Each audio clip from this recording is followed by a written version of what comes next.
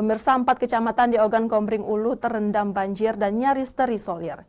BPBD setempat membantu evakuasi warga yang rumahnya terjebak banjir akibat luapan Sungai Ogan, serta intensitas hujan yang tinggi di wilayah tersebut. Akibat intensitas hujan tinggi serta luapan Sungai Ogan dan air gilas di Ogan Komering Ulu, Sumatera Selatan, membuat puluhan rumah warga dan akses jalan di 4 kecamatan nyaris terisolir. Warga yang rumahnya terendam banjir mulai dievakuasi tim gabungan BPBD setempat dengan menggunakan perahu karet. Ketinggian air rata-rata mencapai 1 meter bahkan di beberapa desa dan kelurahan seperti Kelurahan Sekarjaya, Kelurahan Baru Kuning, dan Desa Tanjung Kemala tinggi air mencapai 2 meter. Selain itu, akses jalan pemukiman dan akses jalan Desa Batu Marta juga terendam banjir. Seperti di Desa Kemala, sedikitnya 92 kepala keluarga terdampak akibat luapan Sungai Ogan.